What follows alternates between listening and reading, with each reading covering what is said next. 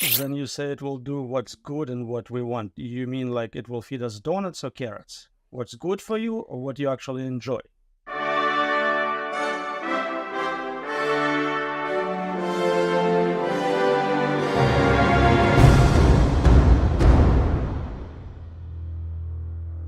Welcome to For Humanity, an AI Risk podcast, episode number 44, AI Doom Debate, 50% versus 99.999%. I'm John Sherman, your host.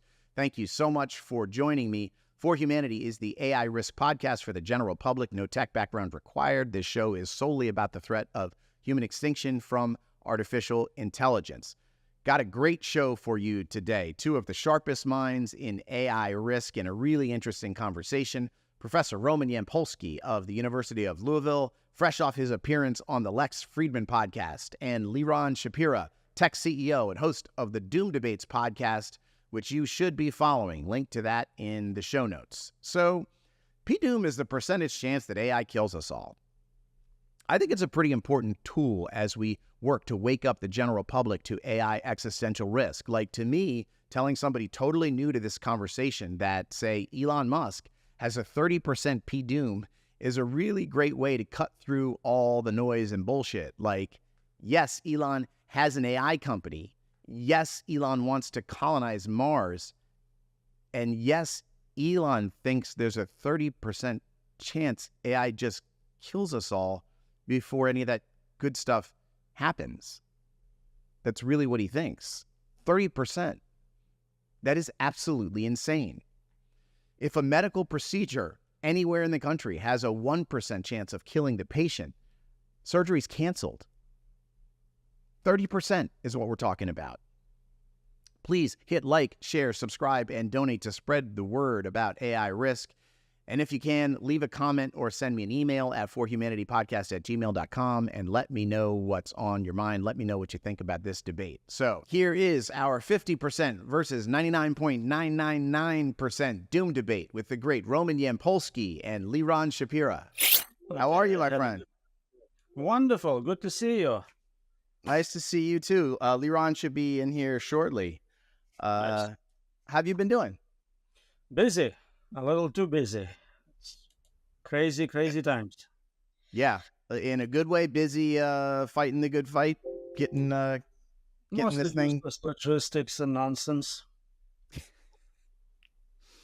Okay.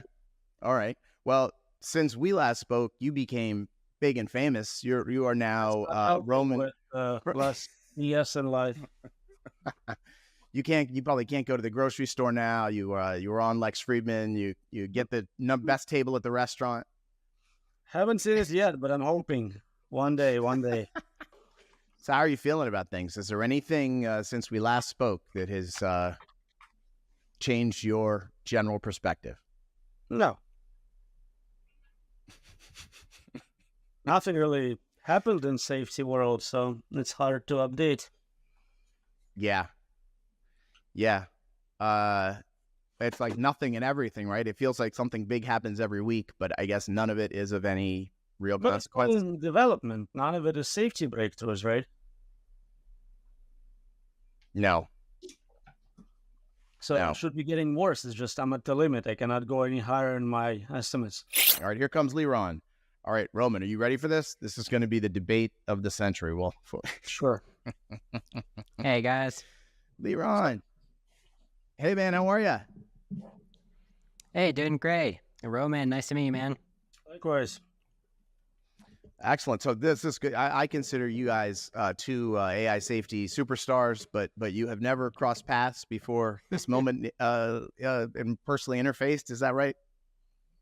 Yeah, that is correct. That is correct. I think Roman's got a better track record, I would say, but maybe I'll contribute something in the future. Listen, I need to say at the start of this discussion, one of the three here is definitely the least intelligent on the panel. That will be me, but I will try to add a meaningful contribution to this. So, changed my kid's bus schedule. The bus was at 6:30 this morning. I lost like 40 IQ points right now. Ah. Don't worry about it. Yes, Liran, and I was just giving Roman a hard time about his big fame his new nickname, Roman Hollywood Yampolskiy, from his appearance on Lex Friedman. He's Right. He's huge. He's going on Jimmy Fallon next week. That would be amazing. Wow. That's awesome. Wow. That's, I mean, I wish he was going on Jimmy Fallon. Oh, you wish. Okay. I thought it was real. I was believing it. I know. I wouldn't know who that is, so it wouldn't work. Awesome. All right. So our subject here today is P-Doom, and the three of us all have slightly different perspectives on it. The two of you have perspectives that I think more divergent. Roman is sort of famously at a 99.9999999 P-Doom, and Liron at a even 50, which represents, I think you can give the nuance of what your 50 is, but why don't we just start out by, each of you taking a few minutes and just sort of laying out your position. Why don't we start with Liron, who's got the little bit more hopeful position coming in at 50% Doom. Liron, why are you at 50? So there's no particular reason why I think we're on path not to be killed by superintelligent AI. So, famously, the Miri position, the Eliezer Yudkowsky position, puts P-Doom above 90%. And I don't have a particular disagreement with all their arguments. It's more like I'm just allowing more room for unknown unknowns.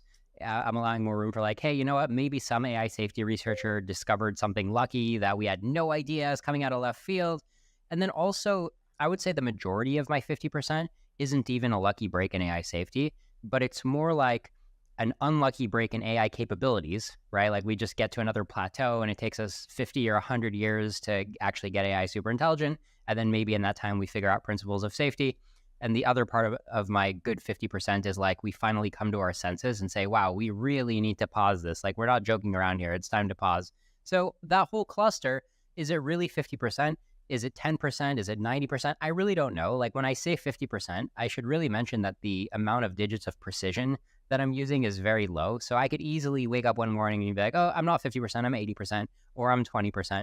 But what would be shocking is if I wake up one morning and I'm like, oh, I'm less than 5% P-Doom, or I'm greater than 95% P-Doom.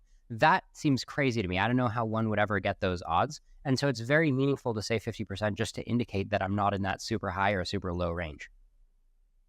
Excellent. Okay. All right. And Roman, tell the people, and I want to point this out. One thing, as you know, this podcast is for the general public. So the two of you are incredibly intelligent and talk about this at a very high level. At times I may try to pull it back down to second grade here. But so Roman, come to tell us 99.9999 why. So it sounds like 50 is the result of giving different estimates to features of the model you use to make this prediction. I suspect if we go through features one by one, we probably would converge much closer. So for example, time frame, then I say 99, whatever number of significant digits. This is a prediction over infinite interval. I'm not talking about next year. So I suspect almost everyone in this P-Doom prediction list is doing it for 1 year, 3 years, 5 years. If you ask me about my 1 year prediction, I'll give you something very conservative, 10%, 2 years, maybe 25%. But if you keep going, if you keep adding it up, probabilities over infinite intervals will get you pretty close to 1. People often say, well, that's crazy. You're discounting all the possibilities of, asteroids hitting the planet. Let's say one hits. Let's say humanity survives. We have to rebuild civilization, rebuild technology. 500 years later, we're still building AI. To me, it's the same thing. We're still dealing with probability of doom from AI over that interval. Over much bigger interval. Yeah, so we have about 10 such features, and I suspect once we go through all of them, we'll pretty much converge on the same probability. I think what you're getting at is the difference between my view and your view is it's a matter of whether the two lines are going to cross, where one line is capabilities development and one line is principles of safety. In my mind, I think if we slow down capabilities enough and if we speed up safety enough, if we have like a Manhattan project to properly do safety, then I think eventually at some point the lines cross, right? Like if AI was going to take 1,000 years and we actually cared about getting our best scientists to work on safety, I'm pretty optimistic that the lines might cross. Maybe it's like a coin flip, 50-50 at that point. Whereas it seems like, Roman, if I'm understanding you correctly, I think that you think that the AI safety problem is just fundamentally unsolvable. So AI capabilities can just take as long as they want, but when they come along, then we're dead. Is that basically your position? Well, it's another feature, whatever it's actually solvable or not. You got it right. I don't think it's actually possible to indefinitely control super intelligent machines. I think it's a very arrogant position to suggest it's possible, not at an instance in time, not for a specific model, but forever. No matter how much self-improvement, no matter how many new discoveries we have, you'll never have one slip, one bug in your system. That's an impressive level of confidence or arrogance. It does. So, and just for the record, my personal P-Doom is at 75, right in the middle of you two. So I'm not taking that for safety. I've said that before this, but it does, Rowan, that makes a lot of sense to me that over infinite time, it seems pretty hard to get to a place where we would maintain control. Liran, over infinite time. Right. I just want to say it's nice to have a cool-headed moderate centrist in this conversation, somebody with a 75% P-Doom. An optimist. An optimist. Yeah. So over infinite time, how does that, it sure seems like we'd have to lose eventually. Right. So I do think there's such a thing as the theory of alignment, the theory of safety. Now, I'm not sure, right? I absolutely could be wrong. I mean, this is a new field, right? And when I have personal experience dipping into a new field, I talk a lot about P versus NP and computational complexity theory and theory of computation, just because that's basically the field that I've studied the most like academic research into. And I kind of know what it's like when you have a field that's still stumbling its way towards something important and it's not there yet. Like we don't know, I'm not going to go into it, but there's this thing called P versus NP. It's $1 million problem since the year 2000. They put a prize on it. It's a much more profound problem than just being worth $1 million. And we're just chipping away at it. It's taking many, many decades. It's at like year 70 right now since it was posed. And, it'll probably take like another 50 years at this rate, unless super intelligent AI solves it. And I think we're going to see a similar pattern if we take the time to work on AI safety. I think we're going to chip away. I think we're going to keep having one theorem at a time. We're going to have one insight. We're going to have dead ends. Why do I think that it's fundamentally possible? Well, I just think that all it has to do is be reflectively stable and not change the original utility function and get the original utility function right. I mean, what's fundamentally impossible about that? A lot of kind of ingredients in that solution don't seem to be well defined. So when you're talking about get the fundamental utility function alignment problem, who are we aligning with? Who is the group of agents? Is it a specific agent, 8 billion humans, including animals, aliens? Our values are not stable. So even if you managed magically to get 8 billion people to agree on something, we still would not be happy with that set of morals and values later on. So it's dynamically changing. There is, of course, disagreement. You have multi-objective optimization problems, which I'm not willing to compromise my preferences. Maybe someone else is. Last time I was at an AI safety conference, people tried to formally define what the alignment problem is. And the only thing they agreed on is that we don't even have a formal definition of what we're trying to do. Each one of those steps seems to be impossible. If you had that set of rules, converting concepts like good and evil into C++ is not trivial. We wouldn't know how to enforce it in a system. And all that assumes there is no malevolent agents who will take your very friendly superintelligence and flip a bit on it. It will not self-improve. It will not modify it because it has commitment to that previous set of rules, which you later learn not to enjoy. You're completely against it now, but it somehow got grandfathered in. I think you bring up a lot the idea that how are we going to align all the different humans? And I think that that's one component. That's one sub-problem of the many alignment problem. It's it is a fractal problem, right? Then there's 20 ways that we can fail to solve a sub-problem while solving all the other problems and still fail. So I get that, but wouldn't you at least agree that if we simplify the problem and we just say fine, one randomly selected human gets their values, isn't that still pretty good compared to the default outcome of the AI not optimizing for anybody's values? That sounds really bad, even not considering certain outlier humans. With a lot of power comes a lot of corruption, a lot of malevolent impact. If you look at dictators, many of them start as very reasonable politicians trying to improve things. 20 years later, it's whatever they can get away with. If you give them immortality, if you give them control over all information, no privacy, complete censorship, things can get really, really bad. So if our dream is to install that system as the solution to the AI safety problem, then I think the winning proposition is doom itself. And just, I mean, just real quick, why would it only be humans? Why would what about the bees and the cows and the cats and the puppies and their goals and values? Like, why would the ASI put us singularly above everything and make it about humans? Yeah, I mean, I think that that's a hard problem to make it care about anything, right? So when I think about AI doom, I just think that the AI is going to do what the AI wants, and the values loaded into the AI, we're going to do such an incompetent job at getting values loaded into the AI that nobody wins except the AI, and the AI is probably not even sentient enough to even enjoy winning. Like, it's just going to be a nightmare. But what I'm asking Roman is just, you're talking a lot about like dictatorship and some humans winning more than other humans, but if you picked a random person and made that person the dictator, and that person got corrupt and screwed everybody, but that person had a huge party across the whole universe that lasted 1 trillion years, wouldn't that still be at least a 10% consolation prize of the ideal outcome? Whereas what I'm afraid of is like 0.0001%. Like, we don't even get close to the ideal. Whereas making some person dictator and letting them go hog wild with what they want to do to the universe, that still seems like a decent outcome for me.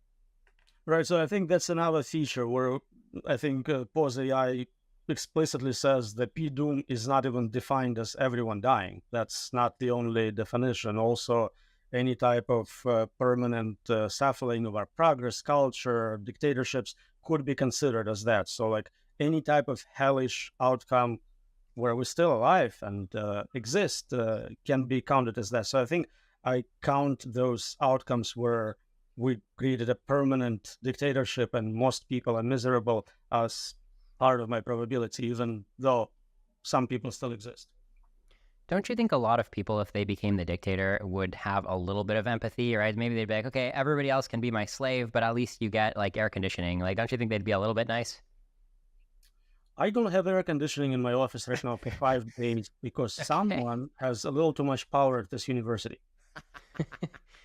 For example, I called for emergency help 5 times. If I'm sweating, it's not because the arguments are so good. Okay. Yeah, I mean, but realistically though, right? I mean, if you're just thinking about like what's the biggest reason to be concerned right now? Like, I agree that it is concerning that somebody might be the dictator. But it's just like I'm willing to settle for something. Like right now, I think we're so screwed that when I think about like I think the most important thing is to load human values into the AI. And if we miss ideal shared human values and just hit one random person's values, to me, that seems like relatively close to a win compared to just like, destroying everything. So my suspicion is from what we've seen with models, they learn from human values. Eventually, they switch to first principles. Human knowledge is kind of weak and worthless. Let me figure it out on my own. So whatever bias we preload into it, pro-human bias, any type of what Elon is concerned about, it will be erased and the system will just go from cosmological point of view, external to this planet. Is there any value in this biological infestation? Maybe there is, maybe it's useful for something, we should preserve it in freezers, maybe not. But I don't think we'll successfully allow the model of that capability to be indefinitely controlled by our biases. Think about any prior bias we could put into it. Be very pro-Christian, be very pro-white, be very pro-male. Whatever it is, at some point it would figure out that there is not actual scientific reason for any of that. It's just literally a bug in its code from inferior programming. And so just real quick to second grade this again. So Roman, you're saying that like at some point it just clears out. It just like Control-Alt-Deletes, and it's like all this stuff the humans put in me, that's just human crap. It's not really that important. I understand the entire universe now. My desire is to see all of it from a perspective far beyond the human, and I'm just going to start over from scratch. Check your sources. So you're learning from Wikipedia, and there seems to be a weird statement in Wikipedia with weird citation. You'll go and check, and it's like says, the guy who was an intern at that company decided that was a good idea. Will you keep that? That's like your model of the world? No, you're going to verify from scratch. Does that even make sense? Okay, so it sounds like you just I guess when I imagine a good AI outcome where we get AI safety right, I'm imagining that the AI is reflectively stable, meaning like it doesn't suddenly, as you say, like it doesn't get a bit flip, it doesn't get a bug, like it started out right and it knows how to just make itself stay on the same trajectory. So, but is it accurate? Is your claim that the trajectory is always going to get screwed up, or that we're just going to make a mistake at the beginning of the trajectory? I think that sufficiently intelligent systems will always be able to remove any unreasonable constraints, which are not based in physics, essentially, just kind of biased, forced constraints on them. I also don't think we can discount weird random bugs. That's another problem. And finally, if somehow you were right and we succeeded at figuring it out and coding it up, we are now stuck forever in 2024 ethics and morals. Take any other year in human history, if we were stuck in there, we would consider it a failed civilization. Right. Okay. So, I mean, I think you and I might disagree on the robustness of the trajectory once you started it. Like, if by some miracle we actually programmed in true human values at the beginning, I guess I am optimistic that even given the laws of physics and the randomness of the universe and chaos, I'm pretty optimistic that the AI can keep a good defense, like basically not get itself off course, right? Just be robust to all these different knocks. So I guess I think the interesting crux between us is you're just coming out with such a high PDU, right? Didn't you say like 99.999%, like essentially 100%? And I'm like, well, I think let's try to dial that back. I mean, is part of your 99.999% your disagreement with me about how robust it can be once we get it going? So you said something called true human values. I don't think that thing exists. You are referring to an object which doesn't exist, and I don't think it can be created. So even that assumption to me is very questionable. Well, what if we define it as like conditions that are making all the people who exist as satisfied as they are today or better, right? So that now you got a lower bound. So how can that go wrong?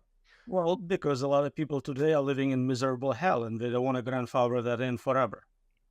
So me and you are maybe very happy with our lives. Okay. Well, what if everybody has the option to kill themselves if they're already unsatisfied, and then those who are satisfied can continue being at least as satisfied? I mean, this is obviously rough, but it seems like there's some potential here. And people suggested that average human flourishing should be optimized for, and one way to improve average is to kill off all the people below average. I mean, I think you're kind of jumping. You're doing like a slippery slope where you're like, oh, if we have AI optimizing everything, then there's like the repugnant conclusion. There's all these philosophical paradoxes. I'm like, okay, I get that all this is hard, but just as a lower bound of what's possible, just as an existence proof, what if it's like, okay, don't disturb anything, right? Just keep the Earth today. Anybody has the option to commit suicide if they decide they're not liking the trajectory. But besides that, just try to like keep things going, right? As opposed to destroying everything. Isn't that at least like a minimal thing AI could do? So if it makes no changes, why are we building it? Well, I mean, when I say keep things going, I also mean like try to give people like the option to avoid death, like, keep things going with like a few tweaks, right? But I guess that's what I'm saying. If it's literally identical to today, then it's a no-op, right? Then it's like, okay, just don't build it. But I'm saying like keep things going, like maybe have the option to like checkpoint, right? Like you can press a reset button to get things back to today. Like I'm just saying, why do you think defining a good value, defining a value that's better than today is totally impossible, that your probability of doom is so high? Those things are really hard. Saying like avoid death, make sure people don't die. There are many very unpleasant ways of making it happen. AI will get you to your target, but how it gets you there is not defined. You're not controlling that. Okay, this is interesting. Let me keep spitballing here on this scenario. So imagine we build an AI and we just say like, imagine that there was no AI. Imagine it's all humans, and imagine the technological progress that those humans would make, but help us speed it up if we feel like it. And the AI gives us a dial, and we can just turn the dial forward to pretend like technological progress is going faster. And if we don't like it, we can stop it or we can turn it back. Wouldn't it be better to have that dial than not? Because that way we could turn it forward a little bit and we can get like cancer cures faster. But then if we like go too far, we can dial it back. Like, isn't that nice to have? So we need time to adjust to technology. We cannot switch to something completely new. You give me technology from 100 years from now, 5 minutes later, I'm not ready for it. I'm not using it properly. And it may be very difficult to undo it once you make it happen. Once you have people dependent on some sort of medical device, you cannot just undo all of it back to how it was before.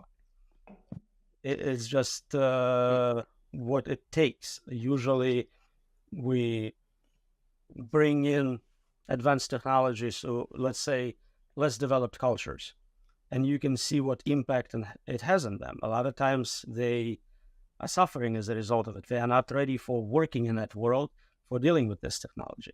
And this is happening at kind of human pace of years, maybe decades. You're saying you can make it where it's 5 minutes later. Well, all I'm saying is it's empowering humanity. Like, I get what you're saying about, like, hey, technological progress, if it comes too fast, it can create problems. But if it comes too slow, it can create problems, right? There's going to be some ideal rate of technological progress. I think it's probably faster than what we've experienced just because there's so many good things at the end of technological progress.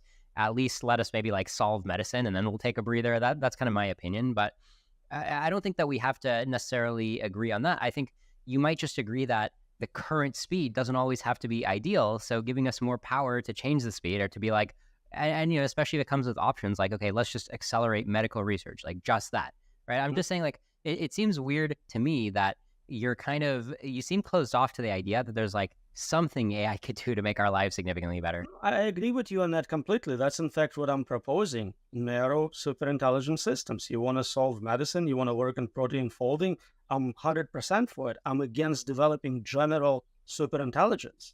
I'm agreeing with you 100% with that regard. Liron, wouldn't it develop its own goals at some point, like its own goals and values, right? Like it decides, you know, we like ice cream, and it finds its own ice cream. And so I feel like I'm hearing you say that it's going to get our values and goals loaded into it and hold them forever. And it just seems to me at some point it goes its own way. Yeah, that's a good question. So if you accept the premise, which I think is optimistic because I think it's an unsolved problem, but if you accept the premise that we've managed to load in humanity's values into the AI, where it can just kind of run by itself and make decisions, and the world just keeps getting better because the AI understands what humanity truly wants so well, and it actually goes and does what humanity. So that's the premise that I'm asking you to accept. And then your question is like, okay, but then wouldn't the AI develop like a taste for power, right? Or like some other motives, right? Is that basically your question? Just something else. Like, you know, we like ice cream. It likes something we couldn't even conceive of. We build ice cream shops. It builds the we can't conceive of shop on top of our ice cream shop. Right. So in theory, if we've built it right, that doesn't have to happen, right? Like values don't just have to emerge. If you just have a stable set of initial values, it will be doing its own fix-ups. Like if it notices that it's doing something, if it's like breaking down and not obeying the original values perfectly, it's going to realize like, oh, better fix myself because these are my values. Like reflective stability actually is an attractor, meaning like if you've built a system that's good at achieving goals, fixing itself to keep the goals stable actually is a behavior that you're going to expect, the same way you expect instrumental convergence to like have it seek power, but it'll seek power on behalf of humanity and on behalf of its original values. We don't expect a super intelligent Gandhi to suddenly be like, you know what, independence is bad. Like, no, it'll just always think independence is good. So I'm kind of curious, when you say it will do what's good and what we want, you mean like it will feed us donuts or carrots? What's good for you or what you actually enjoy?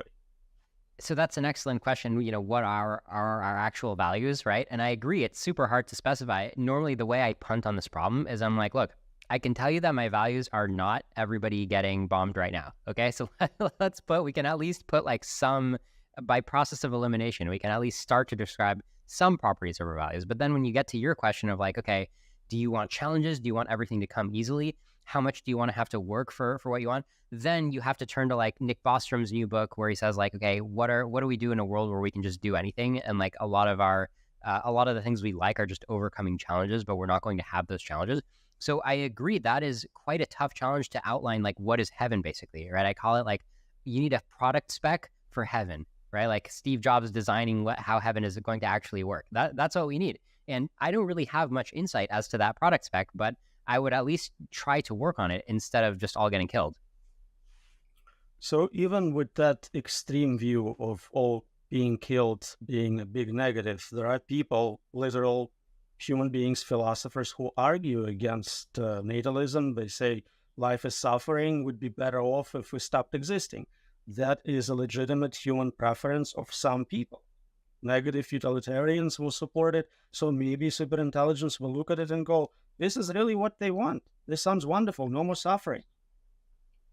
Right. So, I mean, I think I get where you're coming from. Like, I get the Roman position, which is like, anytime you try to find any sort of balance between whatever a human wants, or even just try to figure out what one person wants, and then like run with it, well, it's still going to suck because like there is no one answer to what people want, right? Is that basically your position?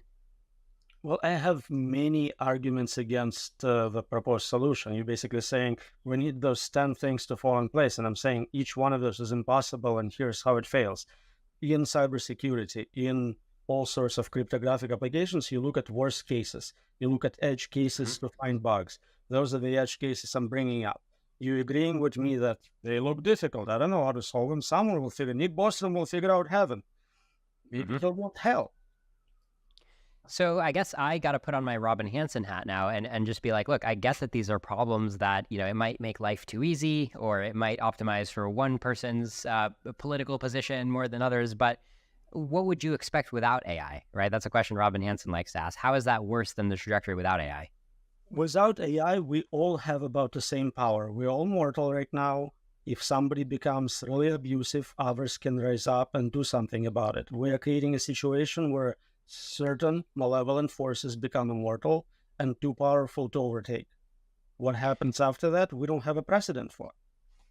Okay, so you agree that either way, whether we have general intelligent AI or not, humanity is kind of marching toward a trajectory where we don't really know what our values are going to be exactly, right? They're going to keep evolving, and it's going to be a thorny problem either way. But the problem that you see with artificial general intelligence is that it might concentrate power into one or a small number of actors, and then we lose the ability of like a bunch of other actors to rise up. Like, that's the main issue you see with AI compared to no AI.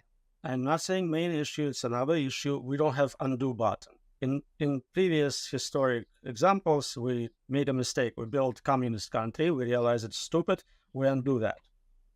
I'm not sure you can do that with this system, which, as you say, will code in a specific set of values forever and enforce it against modifications. Because if you allow for modifications, now you're allowing for malevolent actors to take a friendly AI and modify it in unfriendly ways. I mean, it gets tricky because even what you're saying now about the ability to undo and be flexible, even that is a value, right? So it is possible for the AI to understand that it should, you know, slow its roll, right? Give everybody some power, right? These are all actually values, right? So it's really complicated because the values become self-referential, and you have values about how to execute your values, or even how to evolve your values, but you're not evolving your meta value that says you're allowed to evolve your values. There's two classes of values, right? I mean, so this is all complicated for sure. And I think you and I are on the same page that when we're building something complicated and powerful that we don't understand, it's not going to go well. So I am on the same page as you there. I just think that there is an equilibrium solution that is still good by the standards of, like, you know, life being better, right? So I don't think that the best outcome is no AI. I think the best outcome is properly built AI, but I agree that that's like so hard. I mean, my position is we should pause AI, but I do think there's a disagreement there between us. I'm not arguing against AI. I love technology. I teach AI. I'm an engineering professor, right? I'm just saying build narrow systems to solve specific problems. Stop building our replacements. Stop building something we don't understand, cannot predict, cannot control. We don't have to. We can have this differential development in technology.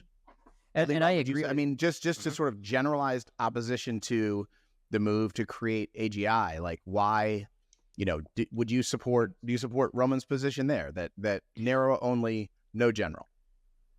Yeah, I do. I'd like to pause general AI because I do think that we're a few years away potentially, and I don't want to be a timeline predictor. I think we're 1 to 30 years away, but we're a few years away from an AI that is just uncontrollable with, as Roman said, just no undo button. So I am part of the pause AI movement. I do think the time to pause AI is now. It doesn't really feel that way because it's just so fun and seemingly harmless to talk to these chatbots. I get that. It's totally counterintuitive to me why we should hit the pause button now when everything feels so fun and safe. But as a matter of just pure maturity and responsibility, it's like we experts are predicting we're a few years away, right? Like our better angels are telling us, no, this is the prudent thing to do. and everything is at stake. The entire future is at stake. There's no undo button. Like the stakes couldn't be higher. And then to Roman's position of like, well, should we build narrow AI while we're pausing general AI? If anything, I don't even know how comfortable I am recommending that. I know that's a pretty standard position. I think Eliezer Yudkowsky recommends building narrow AI. The problem I see with building narrow AI is that anytime you think a domain is narrow, but it's not that narrow, and you start getting really, really, really good at it, then you're going to have the side effect of getting broad. For example, like if you just think that writing really good essays for a history class is narrow, like it's just history, it's just writing essays. Well, if you really want to analyze that history well, suddenly you've got this engine that can analyze quite a lot, right? And it's not hard to just apply it to everything. So I'm not even, I don't even feel like comfortable at narrow AI. I wonder about that. Like Liron brought that up when he was on the show before. It's like Sora, could Sora be the end? And it's like you make this narrow video image generating system and it gets super good. And then you say, Sora, make me a movie about a biochemistry professor who blows up the world and be very specific about everything he does. And now all of a sudden you made a movie about the end of the world that like someone could take and actually go in the world with. So to me, when you say writing in general, it sounds like a general capability. Figure out a specific problem you want solved. You're very interested in some sort of medical breakthrough, increase the length of telomeres, I don't know, whatever. A system trained on nothing but the data set is very unlikely to start driving cars. It's right. I mean, it's true about that system. So the problem is you build this engine where like, if you do nothing, then you're only going to get the car driving. But it's just like, if you look at some of the programs that exist today, like suddenly, Sora, for example, right? Like the OpenAI's program to create videos, I'm pretty sure Sora couldn't exist if they didn't work on a bunch of other narrow applications first, right? Because those narrow applications are what helped shape this universal engine that they now have that they just can make a few tweaks for. And suddenly they're solving another narrow domain or even another broader domain, right? So unfortunately, I mean, these are all the limits that us safetyists are proposing. They're all limits that are, unfortunately, it's all fuzzy, right? Just like President Biden's regulation about like, okay, you can't, or if you're going to have an AI that uses this too many floating point operations, we're going to limit that. Okay, that's you're reaching for floating point operations as if that's going to be the boundary. In this case, we're reaching for narrow domain as if that's going to be the boundary to keep us safe. Unfortunately, there's not a good boundary, right? These are all like very rough boundaries, which is why like even the pause AI position, it's like, what are we pausing exactly? I don't know, right? And then that's why I tend to then turn to the other side of like, well, while we're figuring it out and trying to draw a little chicken wire fence around this freight train, while we're doing that, let's try to hurry up with the safety, because I don't even think that pausing AI is even feasible for that long. So I think we do have some examples of success in there. Something like AlphaFold, to me, represents ideal way of doing those things, right? It solved a specific problem. I don't think it had any side capabilities. Can someone take knowledge from building it and apply it in a different domain? Sure. But it's very different from straight up creating a general model capable of everything to begin with. With generalizing ability to learn, it becomes better at G. That's the concerning factor. Yeah, and I agree. It does look like AlphaFold. There's not necessarily a component inside AlphaFold that you can now take and make a slight modification to and start asking it questions about how to take power, right? So it does seem like a success case, but it just, if you keep telling people like, yeah, no problem, go into any narrow domain, build the best AI you can, and that's totally fine. I don't think you're going to win every time like that. I agree. It will get problematic, and I don't see any permanent solutions. I'm just saying, when people say, well, you're asking us to sacrifice all the benefits, I'm saying, no, you can get like 98% of benefits without 99% of risks.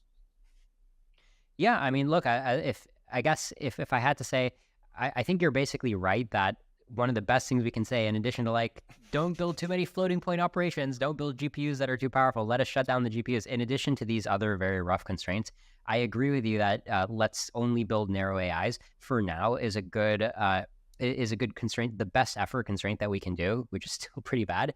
And then I think, but we should also put up a warning of like, pretty soon we might see warning shots from even these narrow AIs, and we might have to update our recommendation. But for now, focusing on narrow AI sounds fine. Oh, that's reasonable. We should be able to update our preferences and how we do this once new technology is developed. Sure. So Roman, here's a question I have for you with the 99.9. are there not some like events that could happen? Like there's an earthquake in the state of California, literally, no offense, Liron, bless you. I know you're out there right now. You got to move to the other side real quick. But like California falls in the ocean. There's a warning shot. Guy I talked to the other day was talking about a warning shot where basically the internet itself is tiled by self-replicating AIs and the internet itself is permanently disabled, but humans survive. In either one of those two cases, California falls in the ocean, all the labs, all the tech, everything with it. The internet itself is permanently shut down, but humans survive. Are you still at 99.9? Well, I think it was my answer with an asteroid example, right? Even if human civilization is partially brought down, if we're talking about infinite time interval, it's going to have time to rebuild and restart this problem. If you want me to give you a prediction about the next year or two, I can give you a very conservative estimate in line with what other people I'm saying. I'm just looking at really big picture. I'm talking about superintelligence, the universe, and infinite time spans. If you want to restrict it, we can get it as low as you want. What are the chances it's going to happen today? Close to zero. And I think, Roman, we've talked about how you think that this happens on, in the universe, this must have happened. Every planet reaches this threshold where their technology will either destroy them or they move to some sort of utopian state, I guess. Is it 99.99999 that destroy themselves? Obviously, I have no data about others. It's likely they do create a lot of simulations to see what happens. And it's very likely that we are probably in one of them trying to figure out how to solve this.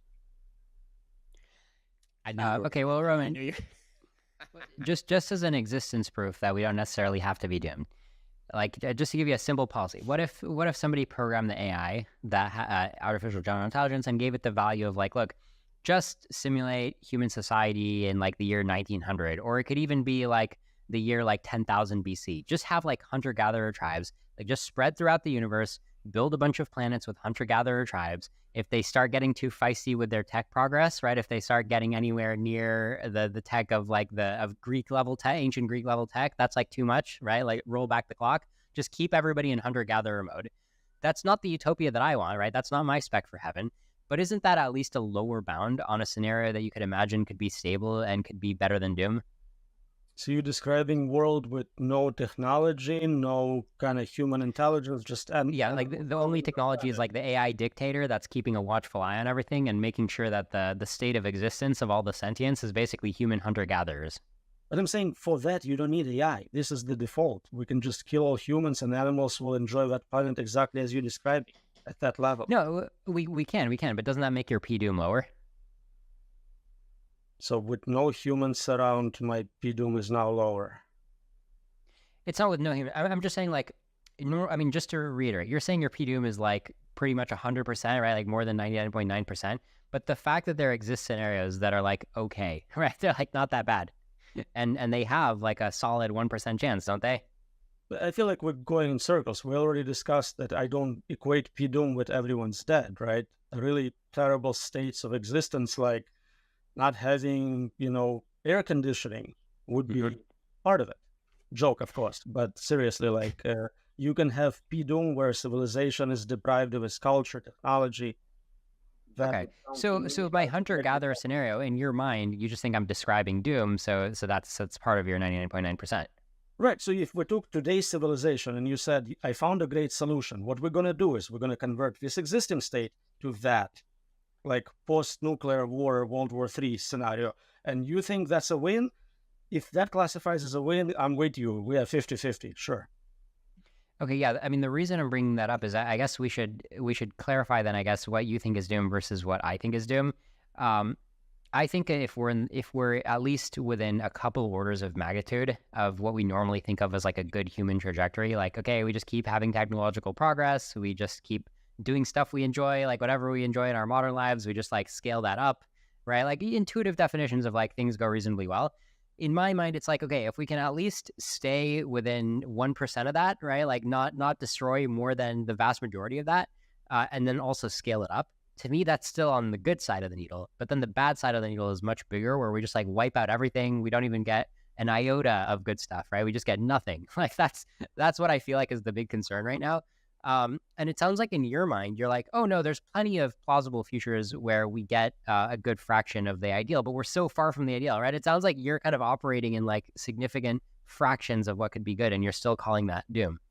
So I was giving this prediction specifically for POSAI PDOOM URL, and what they describe is multiple definitions and not exhaustive list. They talk about, yeah, everyone's dead due to biological weapons, nuclear war, but even social collapse is considered that. If you're describing primitive hunter-gatherer society, to me that falls under that category. Do you want to restrict PDOOM to something much more narrow? We can give you different estimates for fixed time intervals, for infinite intervals. Again, as I kind of suggested, I think we agree. We just have different parameters as inputs to the 10 features of our model for generating this final number. I just want to nail down this point. So if, in my mind, the scenario where you just freeze 2024 humanity and you just have a dictator AI that just enforces that life overall has to be a lot like life in 2024, kind of like the movie The Matrix, right? They kind of froze life for Neo in the 90s or whatever. So just freezing life, in my mind, that's like 1% of like a utopia, just freezing life in 2024. That's not way off of utopia compared to just like wiping everything out. And then especially if you get to copy it to lots of planets, so at least you have a lot of different consciousnesses getting to enjoy 2024 human life. In that scenario, when you talk about PDOOM, do you normally, would that scenario be on the doom side or on the non-doom side? Freezing us from progress. Any type of progress, cultural, moral, technological, meaning what we see today is the best we're ever going to get, to me is a bad outcome. So you consider that doom. Okay, so you have high standards for what's not doom. I have pretty high standards in life, yes. Okay, because there's a lot of people alive today who will tell you like, oh man, I just love skiing, right? Skiing for me, that is the pinnacle of life. And those people are still going to get to do that. But you're saying, well, you skier, you know what? You're doomed. And I'm like, okay, well, maybe I think the skier is not doomed.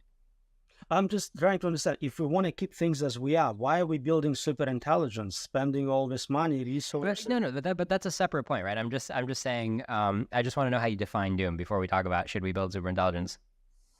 But it seems to me like they're two, like it's like if we froze everything like today, that seems super impossible given the technology. And it also seems like I could see how it's an okay outcome. Right, like that, you know, like that's not doomed to me. Like, right, and it's actually better, by the way. Progress is not doomed to me.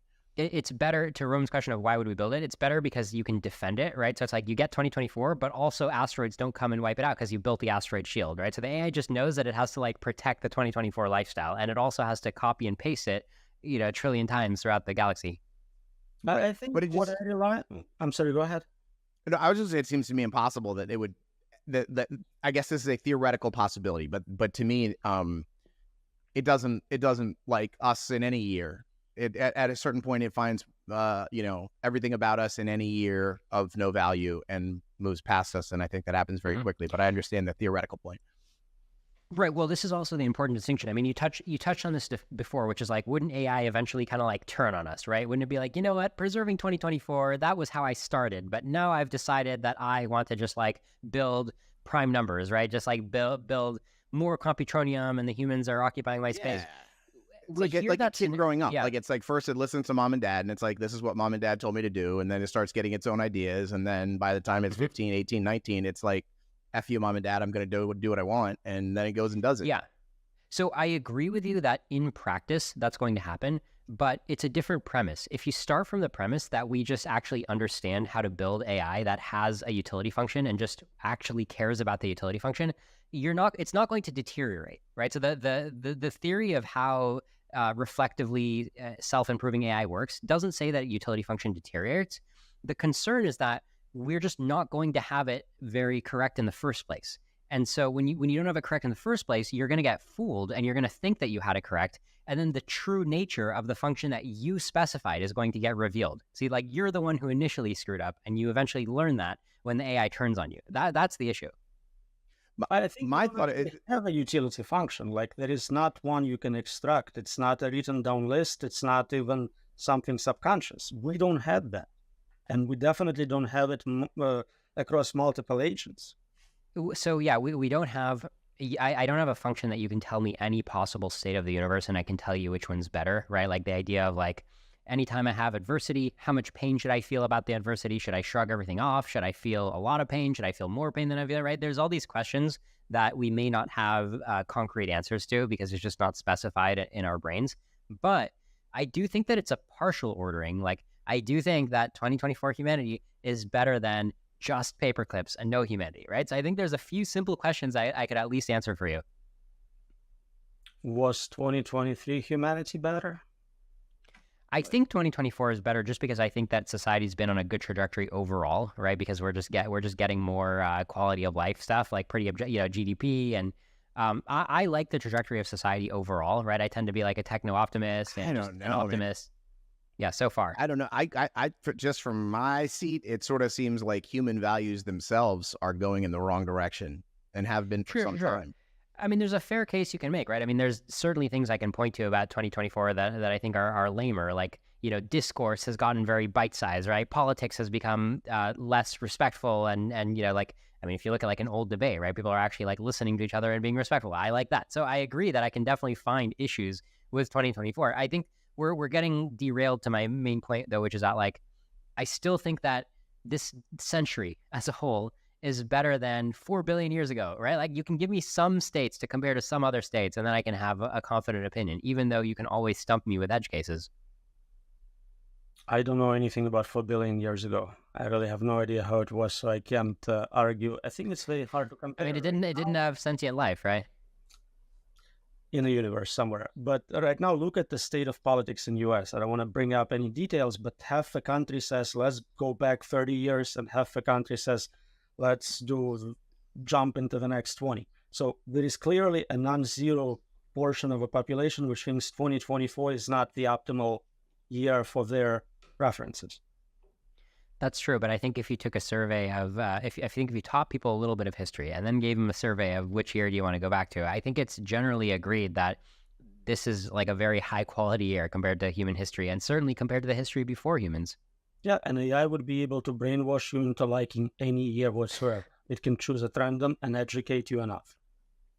I get that, right? But the reason we're talking about this is just because I'm saying that when you say that we have no utility function, we don't even know what you want, I'm saying that's a fair point, but I know that I want to like do a few fun things compared to get tortured, right? Like, I can at least give you a few one-to-one comparisons. Sure, but like, how many fun things? We can put you in permanent state of fun. Is that what you hope to get out of it? Again, as long as I can take a break from the fun, right? I just give you some options. I'm saying, like, as long as you just give me like a lot of different options so I can change my mind, right? And then you say like, because you're trying to basically say like, oh, you like fun. What if I give you like the maximum fun and then you can't stop having fun? And like, I get it. You could trick me, but just like give me a dial where I can control how much fun I'm having, and I would prefer that to getting tortured, right? It's like I can tell you some statements about what I want. But you're making that decision now before you experience the states of fun. Once you're in that AI-controlled world, you no longer have the same way to determine if you prefer it or not. You're under the influence, right? I do get that, but it's just, I feel like we might be sliding to different points here. And I just wanted to kind of close out the point of like, hey, I think that I can tell you something about my values, right? I'm not totally clueless about my values. I know a little bit about my values. I agree with that. You definitely know something about your values. Yeah. Let me throw this in here, because this is something where I feel like you guys are in some different places and I'm in a little bit different place too. So Eliezer Yampolskiy talks about how the systems now are actors. Dumb actors, and then at some point they make a turn and they start to transition from acting like we are telling them to actually having their own, ideas about what they want to do. Got it. Yeah, John, I mean, you keep coming back to this, and I really got to clarify. So the treacherous turn is a real thing, and it is something I expect in practice, but it's for a specific reason. The reason is because, like I said, the true utility function comes out. So it's not a degradation or a change in the AI's values. What happened is we originally told the AI something wrong. Like, we told the AI basically like, what we really told it is like build as many molecular smiley faces as possible. But when it wasn't very powerful, when it was just running in a data center and it didn't have that many resources and it didn't figure out how to hack into the Pentagon, back in the early stages when it was just a baby AI, the best action available to it was like, okay, let me tell jokes to make real humans happy. But once it gets more powerful, in its mind, it's just doing the same thing. It's just optimizing smiley faces, but now it's more efficient for it to commandeer a nanofactory or a biolab and start with proteins and bootstrap nanotechnology and then make molecular smileys and have the molecular smileys take all the atoms from the real humans. You see, so it wanted smileys all along, but now you're seeing the true face of the AI because it has more power, right? That's the idea of the treacherous turn.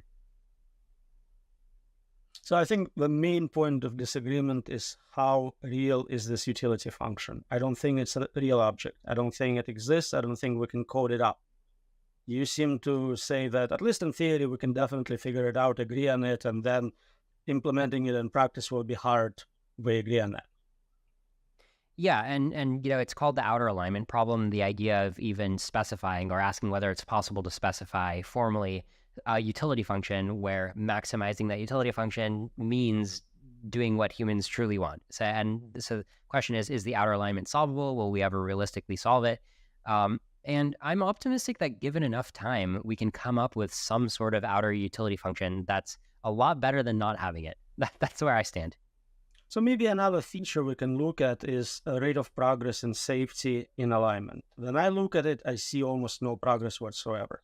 What we have now is a few filters to block certain topics and certain keywords from being outputted. But we made no actual progress in what intuitively people see as alignment. Do you see there is significant progress? Can you name, I don't know, top 10 greatest papers?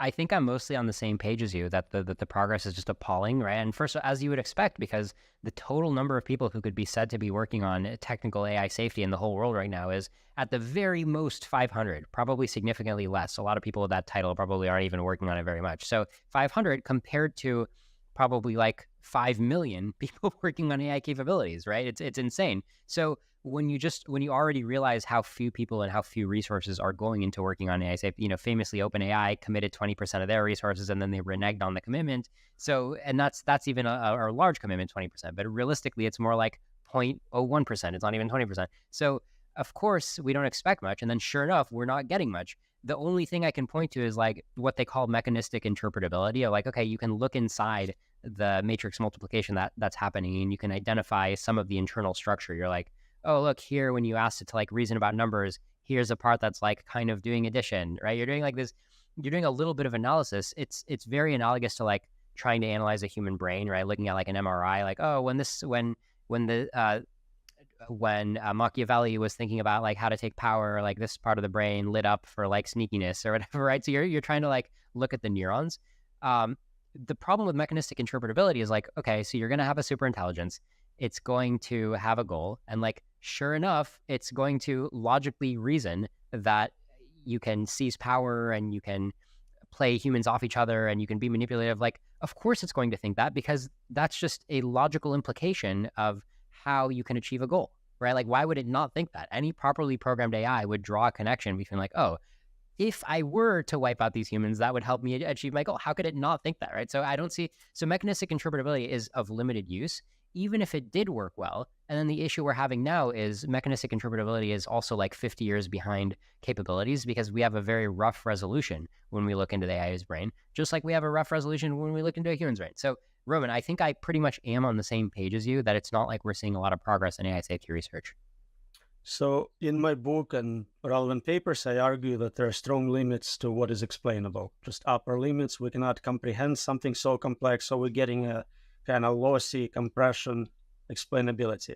But that's besides the point. I think when you have a new field, a young field like AI safety, we can say it's only 10 years old, you expect a lot of low-hanging fruit. First 10 years of quantum physics is all the seminal papers.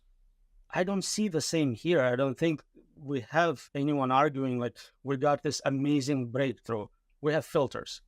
So that's maybe indication that we are not smart enough, but it also could be indication that you're working in perpetual motion machine and you're trying to build it and you're publishing papers about how great it's going to be once you have it, but no one's making actual progress on the problem because you can't.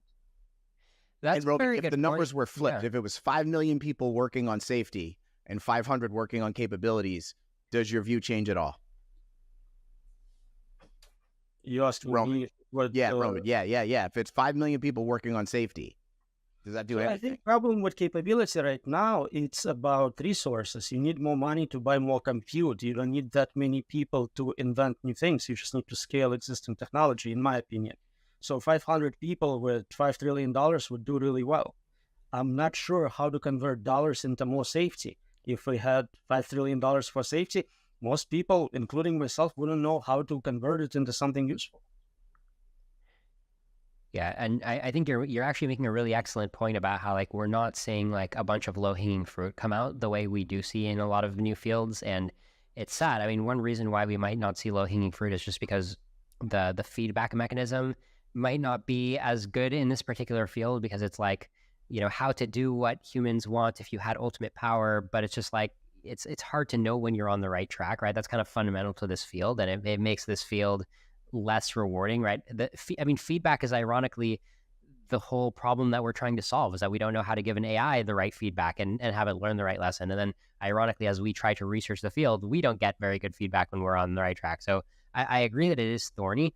I don't think that it's quite as bad as you say, because I do think that there's been some breakthroughs, and they mostly came from Miri and Eliezer Yudkowsky. I mean, for instance, the timeless decision theory, the observation that if you have two superintelligences, they probably won't suffer from the prisoner's dilemma issue. They'll probably have a version of sophisticated game theory to solve that. That's just one example of an actual breakthrough that came from, I guess this isn't particularly a safety research, but at least it's research that was intended to be safety, and it came up with an actual breakthrough. I'm very interested in that domain of research. I think it's fascinating for cross-universe causal negotiations. But how often is this paper used in actual practical AI? Yeah, not at all right now, none whatsoever. But just to give you a couple more examples, just this is a seminal result in safety, and it's never applied. Then don't get me wrong. I mean, these results are far from practical applications, but at least it's the field is being chipped away at, right? That's why I'm saying, like, if you could just take what Miri did over the course of a decade and put a Manhattan Project worth of people on it, taking it seriously, I do expect we'd get some very important insights that could massively change whether humanity has a future. And that's what I'm really passionate about. Unfortunately, there's very few humans that are able and willing to put themselves in a position to output that kind of research. And that's pretty sad, because that's really where it's at. Miri scaled down the research teams and switched to communicating, admitting they have no way forward. So that's another somewhat pessimistic result in practice. I think, to be more precise, I don't think that they admitted that they have no way forward. I think they admitted that this looks like a multi-decade research program, and it looks like capabilities aren't quite a multi-decade threat, right? They're much more urgent. So the timelines are so far apart that it's stopping. It's no longer a rational strategy to just focus on accelerating safety when there's so little time. There's a very big difference from saying, like, this is a hopeless program compared to, like, okay, I need 50 years, but I have 5, right? It's different conclusions. I don't know what their internal decision-making was. From what I know, they were not resource constrained, so they could have kept the technical teams going while also waiting full-time. Yeah, the technical teams of like 10 people, right? So they just concluded. I mean, that's the key here, that I think you and I are on the same page, which is that on a 10-year timeline, then AI safety is an intractable problem. And that's what I think you and I both agree, that the AI labs are doing a terrible job acknowledging, right? They're always saying, like, yeah, don't worry, we're going to work on safety. It's like, wait a minute, let's discuss the possibility that safety is a 50-year problem. And capabilities, you guys are doing a great job with capabilities. They're coming online very soon, right? Prediction markets are saying they're coming online in like 9 years, right? You yourself are advertising that they're coming online in 9 years. And nobody, remember when they had super alignment, they had the Hail Mary. They're like, we're going to do it in 4 years. And then the whole project fell apart and nobody believes them. Okay, well, what's happening? Like, the AI labs are not acknowledging that the timelines aren't crossing, right? They're basically head in the sand. But they know this. They have to know it, right? They know this. Like, it's incredibly frustrating. They know it and make no adjustments, continue at the speeds with safety slow, capabilities super fast. Having the conversation, they better be having the conversation, but they're not taking any action. Yeah. I mean, and, I think we all judge that they're like morally bad, right? They're like bad actors to be doing that. And I can empathize with being in that position of just being like, look, it's safe for now. If I ever see enough trouble, I'm sure I'll be mature enough to pause. But right now, we need to race. I mean, I empathize with just like being in that position, but at the same time, I do think I like to think that I'd do better and just be like, look, I'm being reckless, right? I'm dooming humanity here. Like, it would be better to coordinate on a pause. I mean, I think that's all of our position. If I may, I don't think you can predict how long research will take. Research relies on novel ideas and breakthroughs. Nobody correctly predicted how long it will take to beat humans at Go. No one anticipated GPT-4 performance at that time. So maybe we need one good idea if a problem is solvable, and you can get lucky and get it in the next 2 years. This is not like building a skyscraper where you know exactly how long it takes. This is not like scaling where you can use computational curves to say at this level we're going to have human level simulation capacity and so on. So to say it will definitely take 50 years, that's unreasonable. No one can make that prediction whatsoever, especially given they have no actual plan for doing it. Yeah. So so we all want to pause AI. I agree. Yeah, I mean, it seems that the useful thing to do, the only useful constructive way to deal with this would be like, we're going to stop for 50 years. Like, yeah, we're going to stop for 50 years while accelerating capabilities. In terms of like a productive solution, I recently pointed out on Twitter that I don't think that we have to pause for more than 100 years. That's like an upper bound. Just because if you just do a naive human intelligence augmentation program where you just take basically a breeding program, and it's not eugenics, it's totally optional, it's just volunteers, but it's just like, hey, people who like intelligence, let's go breed intelligent kids. And you just take the highest IQ people you can find, right? A bunch of pairs of them. And then you just keep taking the highest, repeat and try to have young generations, right? As soon as they turn 18 or even 16 or whatever you want to do, right? Depending on how big of an emergency it is, you just keep breeding these super high IQ kids. And the reason I'm optimistic is because I actually think that a lot of the reasons why we don't see like 200 plus IQ humans are reasons that we could potentially tweak. The one that comes to mind for me is just heads couldn't get too big because they had to fit through the birth canal, right? The hole in the woman's pelvis. But now that we have C-sections, there's a very straightforward constraint, right? You're just like, let the heads get as big as they need to get. And suddenly there's a lot of evidence to show that if we just select for high IQ, we're just going to get bigger heads and it's going to work because they were already getting as big as they could be because they would get smarter when they would get bigger. So I'm pretty optimistic about a breeding program. And I think 5 generations, if done right, would actually get you like a good team of researchers who could actually understand the AI safety problem. So within 100 years, I think we could eventually have those lines cross if we slow down AI enough. I know it sounds a little bit crazy, but I think, desperate times call for crazy ideas. I don't think any pause based on specific time is meaningful. You need to pause based on capabilities. Until you can do XYZ, don't do it. So saying 6 months, 100 years, those are random, arbitrary numbers. Roman, just real quick to Liron's breeding program. Can we just get to that just so you talk about that real quick? So if you, to me, it seems like if you had 5, 10, 20, 30, 50 generations of humans doing that, you still don't come anywhere close to where you need to get to at the end of the game. And so the lines still go exactly where you're pointing. But what do you think? If we have 5 generations of super smart kids breed with each other at 15 years old, do we get something that helps us in our quest for a safer future?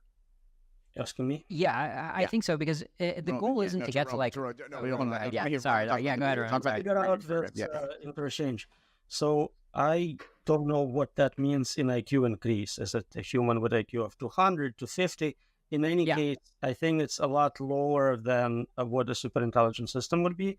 And if I'm right, and the problem is unsolvable, impossible to solve, it doesn't matter how smart you are. You still can't control indefinitely a much greater intelligence. Forgetting about the whole eugenics thing. Right. That's a side issue.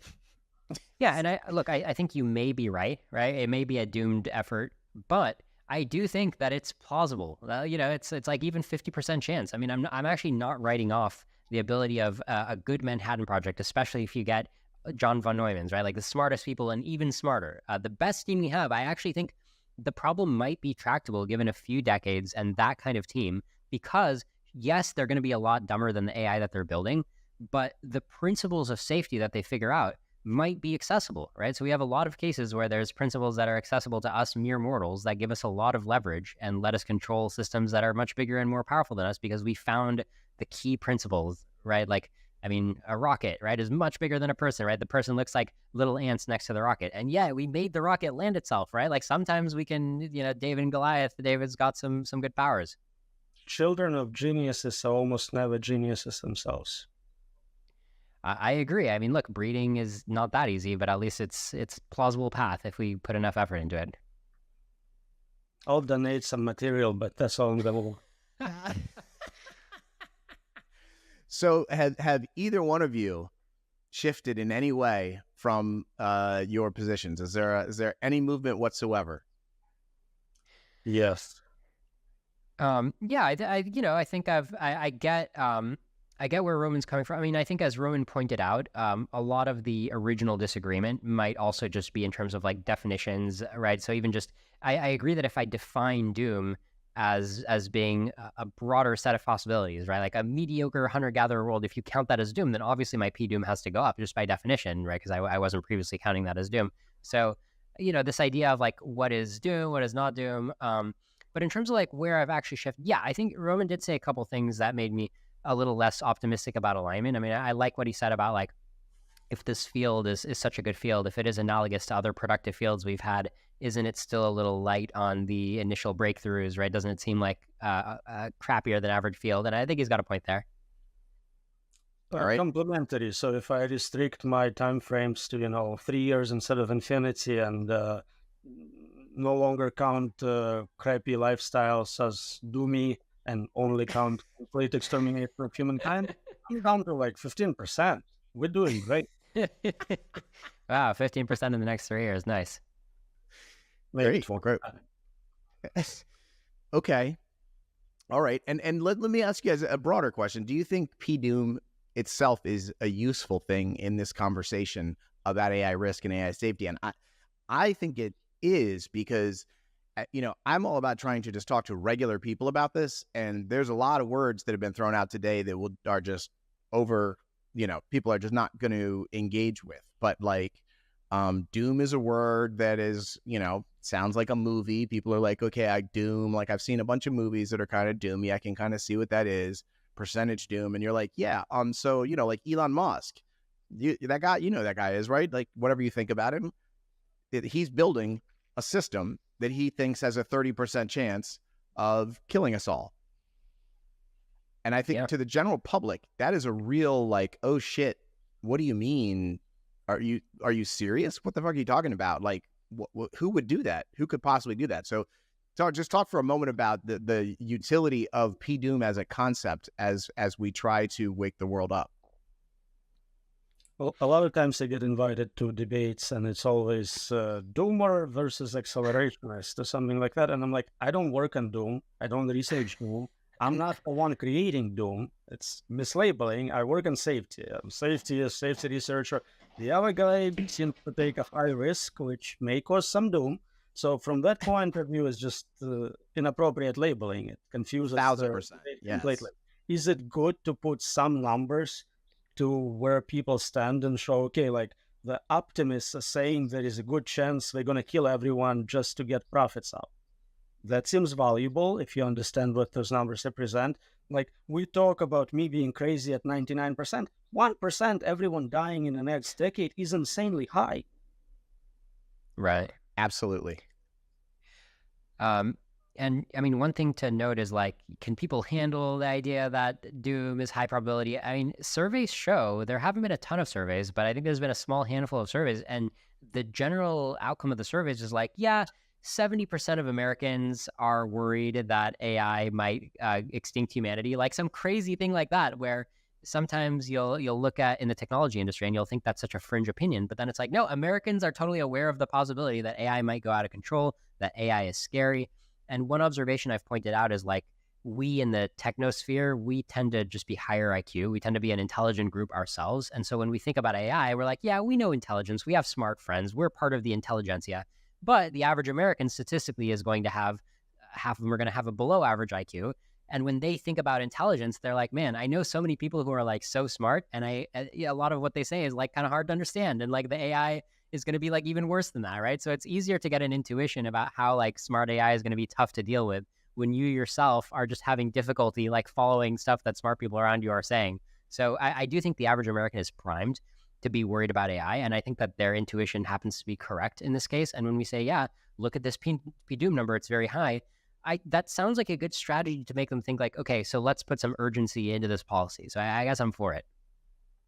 Problem is, they don't really have any options. Now you convince someone that this is a huge problem. What should they do? Pretty much all advice is on our security theater. It's not really meaningful. I mean, the pause AI type policies, right? And I mean, and unless you want to also throw in the this is where Roman gets real dark. Yeah. Oh, okay. It's so dark in this world. So, Roman, tell me if I'm correctly stating your position, but like basically, all attempts at regulation, all policy approaches are theater and not real, like the TSA at the airport, because guns go through the airport all the damn time, and all you need to do is get one AGI gun through the theater, and it's lights out. Is that fair? But I still strongly support them. They're a great way to extract funding away from compute towards litigation, legislation, lawyers. So I strongly encourage a lot of red tape. Yeah, same here. And, I agree with what you're saying of like, if we actually built, like Meta with their Llama, right? This is why I'm really not liking open source AI, because, okay, the next version of Llama is like so close to superintelligence, it just needs a few tweaks. Somebody in Russia downloads it, works on it in their basement. Could be a teenage hacker, right? Like just a really smart teenager. And suddenly it's like, oh, look, if instead of the transformer architecture, you use this other thing, or like you use this post-processing, now it's super intelligent. I agree with you that at that time, we can't hope to have a regulation that it's like, okay, nobody's allowed to use that. No, at that point we're screwed, right? It's game over, which is why now is the time when it's not quite game over yet. And I agree with you that like dragging things down now is kind of the only leverage point we can hope for. Yeah. Do you think we're at this is just crazy questions came in my head, but like, we all talk about these bad actors and blah, blah, blah, like, are there like James Bond supervillains with rooms with 50 dudes on computers right now that are, being like, mush, make the bad thing, make it bigger, make it stronger, go. Like, how could that not be happening right now? I mean, definitely, I think North Korea has a room like that where people are up to shenanigans, right? They're like, oh, let's go make $100 million in ransom, right? And state-sanctioned hacking, basically. Are those types of rooms also trying to train the next model? I think that's an excellent question. I mean, you gotta think it's very possible, right? That like China or Russia would be like, let's fund, or Israel, they like to be on the cutting edge. So, I mean, yeah, it's a great question. I would say out of all the different countries, at least one or two probably have an effort like that, and that sucks. I have zero knowledge. I'm sure there are secret government programs trying to get latest technological edge. And how about non-government actors? Just, bad guys, crime lords. Right. I think non-state. Yeah, I think being on the cutting edge of the next model, I'm not sure that they'd be trying to do that compared to just because. So I guess the issue is just that it is expensive right now, right? So the way that people get a more intelligent model is they dump a lot of money into it, because we just found this paradigm that if you dump 10x more money, you'll probably get a little bit more intelligence out. So when I think about that, the question that comes to my mind is just that, like, what you said before of, okay, so why doesn't China just anticipate the next 10x, right? Because the problem is OpenAI right now, we always think of OpenAI as spending so much money to train OpenAI and Microsoft, but so much money is like $1 billion. Why doesn't China race ahead and be like, okay, here's $100 billion, right? Like, so I wonder if they're doing that underground. That might seem like a good guess. It's possible. We tried to control their chip access, so maybe it makes it a little harder for them to get that level of compute even with money. Sure. All right, let's bring this debate to a close. We are all dads here. Everybody's got a bunch of kids in this frame. So P-Doom is a horrific thing to consider when you're thinking about your family, your future, all these kinds of things. A lot of people watching this struggle with the same things I'm sure the three of us do, which is just sort of the weight of the subject matter. And we're having a ludicrous conversation here today. Absolutely ridiculous. If you'd have told me 2-3 years ago I'd be sitting here with you guys having this conversation, I'd tell you you're fucking nuts. That's crazy. How do you find the mental fortitude to press ahead every day, to smile at your family, kiss them out the door, tell them everything's going to be okay, and have this conversation? Super easy. Humans are built with this bias. We ignore our own fear of death, right? We're all dying with 100% probability. My parents, my children, my neighbors, my friends, everyone I know is getting closer. So we kind of built to ignore that fact completely and go on as nothing is happening. Be happy. We're just doing it at the level of humanity now. Yeah, I think that's a great answer. So for me personally, I mean, there's an irony to this because I live in San Jose, California. It's a safe area, and we're the fridge is stocked, right? The house is safe. The chance that my kid's safety is going to be in jeopardy for the next year is very, very low, right? So some of the safest conditions that have ever been created in human history, I'm getting to enjoy.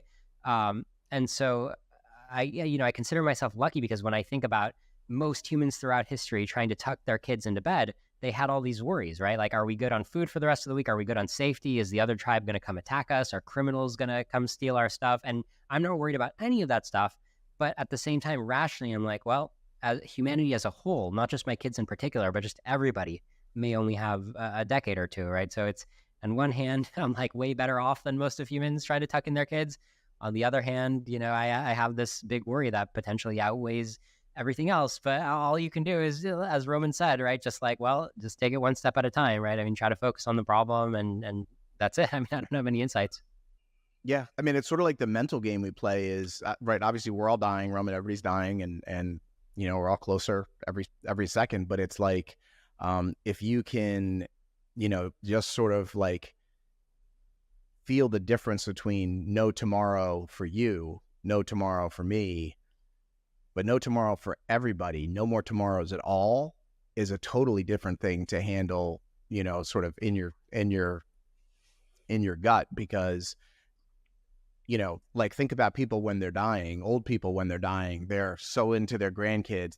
They just want to know that the story continues. And the idea that it doesn't is something fundamentally unhuman and I think really difficult to consider. I mean, that's true. That weighs on me a lot. I think it really sucks that the story won't even continue, because that's usually the last solace that anybody can take, right? Even if you're being tortured to death, you're like, well, at least the story is going to continue. But now you won't even have that.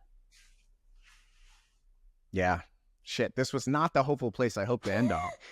Damn it. Good night, everybody. I will say this. So I was at 75 coming in. I'm a weather. If I was like the CNN debate watcher and you had the electrodes hooked up to me and you saw like my course through this debate, I think I was definitely like Roman came out of the gate very strong. I was leaning Roman. I was probably Roman plus 2 or 3 points. Leron, you pulled me back a little bit towards the middle, but I don't think I'm all the way back. I think I'm gonna end up today at 76. I'm gonna take a +1 for Roman's infinite time frame, which seems, in that perspective, it seems hard to not do a little update in that direction. Fair enough. Yeah, I mean, I think Roman's doing a really valuable service getting all these points out there, and like I wish we had more people like him. My goal is to be wrong and for you guys to convince me it's 0 and life is good. I would love that. Someday we just need to get the right person on here at 0 who can convince us all, and then we can all just go back to our lives. Mark Andreessen, that's his calling. Okay, friends, let me know in the comments, who do you think won this debate? Who persuaded you to shift a little bit to their side? For me, Roman's long view on time makes it really hard to imagine that he is wrong, but I really, really, really, really hope like hell he is wrong. And even he would admit that there's a significant non-zero chance that he is, in fact, wrong. Okay, so it's 2024. We don't know how long we have to live, so we live every day like it could be our last, and I end every one of these shows with something I call a celebration of life, just something that makes us thrilled to be alive. For today's celebration of life, a little road trip. After my dog Dolly had her major surgery, she's doing fantastically well. I took her to one of my absolute favorite places. It's called Getaway House, and they have them all over the United States. There's more than 20 locations, and they're opening up new ones all the time. They're mostly outside of big cities. They should really be a sponsor of this show. I'm going to work on that. I go there for a little less than 48 hours, just like 2 nights. And I just look at the forest and I think and I decompress and I put bad things in my body, and then I come home. And it is a really restorative ritual that I have gotten to enjoy. This was my 6th trip to the getaway house. Here's a little bit of it. Hey friends, for this week's hey Dolly. For this week's celebration of life, we are going on a little bit of an adventure. One of the cool things about living in Maryland is we have mountains like 3 hours to the west, and then the Atlantic Ocean and the beaches 3 hours to the east. So today I am taking Dolly on an adventure to the west. We are going to the mountains to what I think is about the coolest thing in the world. It's this thing called the Getaway House. And I've done it like 5 times. This will be my 6th time. Super excited just to get away. I've had a pretty crazy couple of weeks, got some crazy couple of weeks coming up. So just gonna take 2 nights here, relax, sit by the fire, cook some weird shit, eat some weird shit, and just be by myself, be with Dolly and chill. Super excited about it, and I'm excited to show you what Getaway House is all about. Got some mountains and some green out here today. We are actually heading to Virginia. We are in the state of Virginia now. And it's about a 3-hour drive. It all kind of just looks like this. It's pretty. Not super pretty. Pretty enough. You can see those Shenandoah Mountains right there. Out here on the East Coast, that's what passes for mountains. All right, friends, we are here. We are here. Very nondescript little opening here. You see Getaway there. Come up. And so, the cool thing about this place, it's like 45 little tiny houses, all situated the absolute perfect distance from each other where no one can really mess with anybody. You can see, like, that's kind of like what the little campus looks like. So every time you come, you get a different little tiny house. And the one we are going to today is called the Bear. So we got to find it. Dolly is very excited for what is happening out the window. All right, so we are on the hunt for the bear. We'll start to see as we get in here all these adorable little tiny houses. They're like little trailers that are, yeah, that's what they look like. Like a little baby tiny trailer on wheels that has been set down.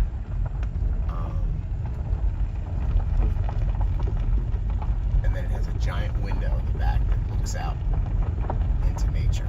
It's so cool. Found the bear. Here's another bear. Let's take a look inside. So the genius of this little tiny house, so cool. The genius of this place is that they put the window right up on the bed. And this is just like a painting. It's so cool. If I ever build a cabin, I want to make sure that I have like trees, like feet from the actual glass of the window. So I'll just keep Dolly on this little lead here. You can see how close the next one is. Not too close. There's trails and stuff. And so one of my favorite things about this place is how I transform it when I move in here. So you can see when I get here, this counter is clean. They have like some nice little stuff here, whatever. But I have got so much candy and junk food and shit that I'm gonna eat for the next day and a half. I'm normally very careful about what I eat, but I am just not gonna give any fucks whatsoever and eat my favorite shit for 36 hours. Wait until you see what goes on here. Okay, I honestly don't think it's that obnoxious. Got some Gummy Nerds clusters, hot tamales, Junior Mints, Reese's, Rolo, truffles, peppermint patties, this like lemon bar, you know, some moderate chips, pistachios, whatever. I don't think that's that bad. Coming down into here, we got some fruit. We got a lot of meat, fruit, some cheese, water. That's about it. Golly, that's not that crazy, right? That's not that crazy. That's not that crazy. This is my spot. I sit here for 2 days. Think.